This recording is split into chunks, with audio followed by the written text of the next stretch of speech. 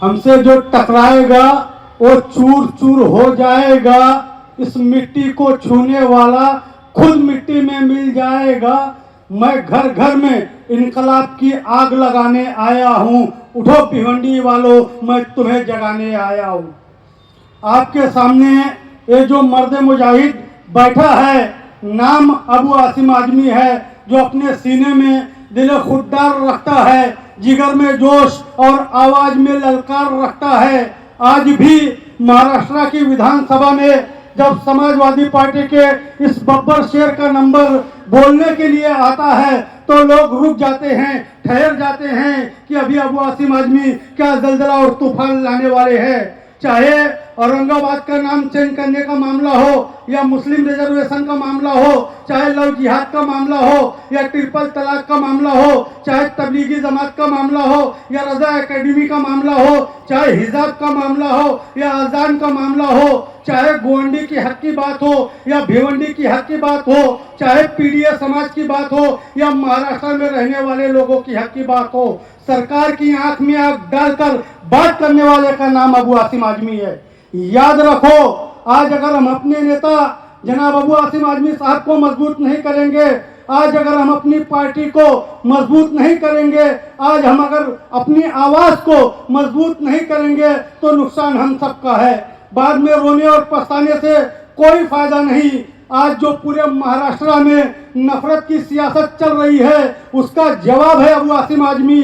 नीतीश राणे जैसे देड़फुलियों का जवाब है अबू आसिम आजमी। किरीट सुमैया जैसे नफरती लोगों का जवाब है अबू आसिम आजमी। बजरंग दल जैसे संगठन का जवाब है अबू आसिम आजमी। आरएसएस की नफरत का मुंह तोड़ जवाब है अबू आसिम आजमी। अब इस जवाब को बीजेपी वाले खत्म करना चाहते हैं, रोकना चाहते हैं, इस आवाज को दबाना चाहते हैं, जिसके लिए बीजेपी के लोग हमारे और तुम्हारे बीच से भाले पर कुछ दलाल रखी है। अब वो दलाल बीजेपी वालों को अपना अब्बा बनाकर, बीजेपी के नेताओं के तलवे चाटकर, उनके मुखबिर बनके हमको खत्म करने का सपना देख रहे हैं। और बीजेपी हमेशा चाल चलती है, हमेशा साजिश करती है और लालची आदमी को लालच देकर हमारे बीच में मुखौटा पहनकर उतार देती है। भाजपा का बड़े से बड़ा नेता हमेशा मुसलमानों के खिलाफ जहर उगलने का काम करता है, कभी लव जिहाद के नाम पे, कभी ट्रिपल तलाक के नाम पे, कभी तबलीगी जमात के नाम पे, कभी अजान के नाम पे, कभी हिजाब के नाम पे, कभी शरीयत के नाम पे, कभी CAA जैसा काला कानून बना के, कभी वक्फ जैसा काला कानून बना के। लेकिन मुझे अफसोस इस बात का है कि भिवंडी में कुछ लोग अपने फायदे के लिए, अपनी जाती मुफाद के लिए, भिवंडी में दौलत कमाने के लिए, भिवंडी का अंबानी और अडानी बनने के लिए भाजपा के जुल्म को भूल गए और बीजेपी के चौखट पर जाकर अपने घुटने टेक दिए। अभी भिवंडी वेस्ट के एमएलए हो या भिवंडी ईस्ट के एमएलए हो या भिवंडी लोकसभा के खासदार, इन्होंने कारपोरेशन में सत्ता हासिल करने के लिए एक हो गए। क्या भिवंडी की जनता के लिए एक नहीं हो सकते? भिवंडी की जनता को खुश करने के लिए एक नहीं हो सकते?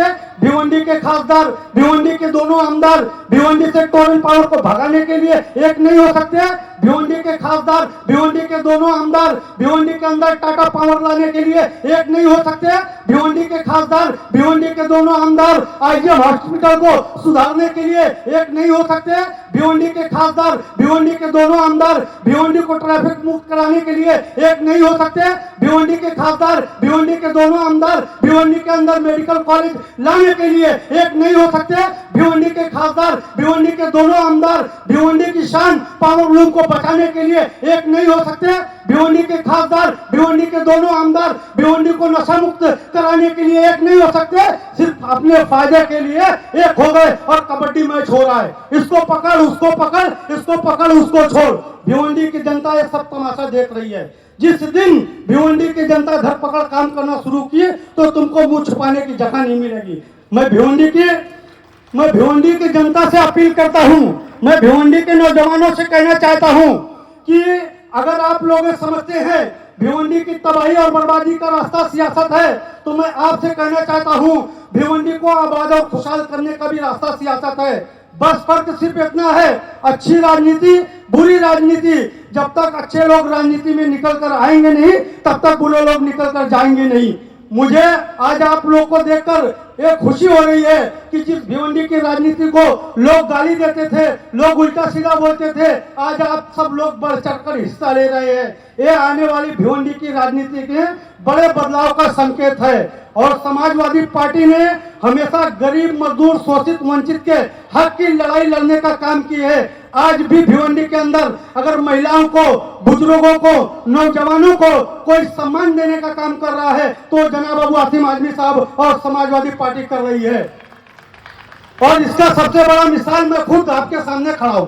मैं कोई आसिम भाई का रिश्तेदार नहीं हूं, मैं कोई बहुत बड़े परिवार वाला नहीं हूं, मेरे घर से राजनीति में कोई दूर दूर तक का नहीं। बावजूद इसके जनाब अबू आसिम आजमी साहब ने मुझ पर भरोसा दिखाया और भिवंडी पूर्व विधानसभा का अध्यक्ष बनाया, जिसके लिए मैं जनाब अबू आसिम आजमी साहब का तहे दिल से शुक्रिया अदा करता हूं। मैं ये बात सिर्फ इसलिए कह रहा हूं कि हमारा शहर पावर लूम का शहर है। यहाँ बहुत सारे ऐसे लोग हैं जिसके पास पैसा होगा, किसी के पास नहीं होगा, कोई राजनीति में किसी के घर से होगा या नहीं होगा। मैं आप तमाम लोगों से कहना चाहता हूँ, मायूस होने की जरूरत नहीं। आप लोग समाजवादी पार्टी का साथ दो, समाजवादी पार्टी आपके हक की लड़ाई लड़ेगी और आपको सम्मान देने का काम करेगी। बस इसी के साथ